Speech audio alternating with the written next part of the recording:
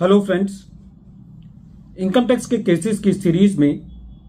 आज जो केस हम डिस्कस करेंगे वो सेक्शन 263 की रिवीजन प्रोसीडिंग्स को लेकर के है। सेक्शन 263 के अंदर principal commissioner of income tax के पास ये पावर होती है कि वो असेसिंग ऑफिसर के द्वारा पास किए गए ऑर्डर को रिवाइज कर सकता है यदि कमिश्नर के मुताबिक वो ऑर्डर इरोनियस है और प्रेजुडिशियल टू द रेवेन्यू है। पहली बात तो असेसिंग ऑफिसर से असेसमेंट ऑर्डर अपने फेवर में कराना एक बहुत बड़ी बात है, और जहां पर असेसिंग ऑफिसर कोई असेसमेंट ऑर्डर अपना विजडम को यूज करके पास कर भी देते हैं तो उन केसेस के अंदर जो कमिश्नर ऑफ इनकम टैक्स है बिना सेक्शन 263 की मर्यादा को का पालन किए बिना उनको रिवाइज करने की कोशिश करते हैं, जिसकी वजह से एक असेसी के लिए जो इनकम टैक्स प्रोसीडिंग्स में सर्टेनिटी है वो नहीं रह जाती। प्रेजेंट केस भी इस चीज का एक परफेक्ट एग्जांपल है, जहां पर ट्रिब्यूनल ने यह कहा कि कितनी इंक्वायरी की जानी चाहिए ये असेसिंग ऑफिसर का एजेंडा होना चाहिए, और principal commissioner of income tax ये डिसाइड नहीं कर सकता कि किस केस में असेसिंग ऑफिसर को कितनी इंक्वायरी करनी चाहिए। प्रेजेंट केस चंडीगढ़ आईटीएटी की ए बेंच ने अपने case Bhupinder Singh versus principal commissioner of income tax के केस में डिसाइड किया, और यह case 121 ITR tribunal page number 376 पर रिपोर्ट हुआ, और इस केस का जजमेंट 21 नवंबर 2024 को आया। प्रेजेंट केस के फैक्ट्स बहुत इंटरेस्टिंग है। प्रेजेंट केस के अंदर असेसी की एग्रीकल्चर इनकम थी, असेसी ने कुछ अपने एक्सपेंसेस दिखाए हुए थे, और असेसी ने अपनी इनकम टैक्स के रिटर्न फाइल नहीं की थी। असेसी को सेक्शन 148 का नोटिस भेजा गया इस आधार पर कि असेसी की इनकम एस्केप हुई है टैक्स होने से, और इसलिए असेसी को सेक्शन 148 का नोटिस इशू किया गया। जब असेसी को के ऊपर असेसमेंट प्रोसीडिंग्स चलाई गई तो असेसी ने अपनी एग्रीकल्चर इनकम को एस्टेब्लिश करने के लिए अपना लैंड का टाइटल प्रूव किया। असेसी ने नैब तहसीलदार का सर्टिफिकेट प्रोड्यूस किया, और असेसी ने जो गिरदवारी के पेपर्स थे उनको भी सबमिट किया जो कि एग्रीकल्चर इनकम को साबित करने के लिए होते हैं। असेसिंग ऑफिसर ने नयाब सर्टिफिकेट के आधार पर, लैंड टाइटल के आधार पर और गिरदवारी पेपर्स के आधार पर असेसी के सबमिशंस को कंसीडर किया, और यह माना कि असेसी की एग्रीकल्चर इनकम है, और अकॉर्डिंगली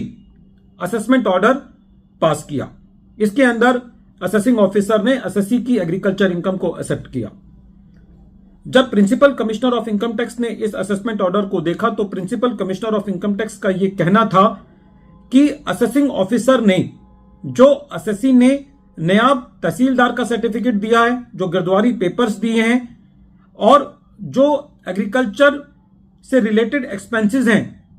उन एक्सपेंसेस को डीपली जाकर के वेरीफाई नहीं किया, और उनमें फर्दर इंक्वायरी की जानी चाहिए थी, जिसकी वजह से जो ऑर्डर पास किया गया है वो इरोनियस है और प्रेजुडिशियल टू द रेवेन्यू है। असेसी ने इस रिवीजन प्रोसीडिंग्स के अगेंस्ट ट्रिब्यूनल के अंदर अपील फाइल करी, और जब ये मैटर ट्रिब्यूनल ने सुना तो ट्रिब्यूनल का सबसे पहले यह कहना था कि जब कभी भी कोई ऑफिशियल एक्ट किया जाता है, कोई ऑफिशियल काम किया जाता है, तो यह माना जाता है, यह प्रिजम्पशन है कि वो ऑफिशियल एक्ट प्रॉपरली किया गया है। ट्रिब्यूनल का यह कहना था कि जो असेसी और रेवेन्यू के बीच में जो एक रिलेशनशिप होता है वो बहुत ही डेलिकेट रिलेशनशिप होता है, और जो म्यूचुअल ट्रस्ट है वो एडमिनिस्ट्रेटिव टैक्स लॉज का एक बेसिक सिद्धांत है। ट्रिब्यूनल का यह कहना था कि कमिश्नर ऑफ इनकम टैक्स कि प्रेजेंट केस के अंदर जो एक्सपेक्टेशंस हैं वो बहुत ज्यादा हाई हैं। ट्रिब्यूनल का यह भी कहना था कि जो स्टैंडर्ड ऑफ प्रूव है असेसमेंट प्रोसीडिंग्स के अंदर वो प्रीपोंडेंस ऑफ प्रोबेबिलिटी के आधार पर होता है। ट्रिब्यूनल का यह भी कहना था कि कमिश्नर ऑफ इनकम टैक्स को वो चीज एक्सपेक्ट नहीं करनी चाहिए असेसी से या असेसिंग ऑफिसर से जो पॉसिबल नहीं है। ट्रिब्यूनल ने यह भी कहा कि ये बहुत ही फारफाइज्ड है कि असेसिंग ऑफिसर को वो ये गाइड करे कि असेसिंग ऑफिसर को क्या इंक्वायरी करनी चाहिए और क्या इंक्वायरी नहीं करनी चाहिए, क्योंकि प्रेजेंट केस में असेसी ने अपने एग्रीकल्चर एक्सपेंसेस की डिटेल दी थी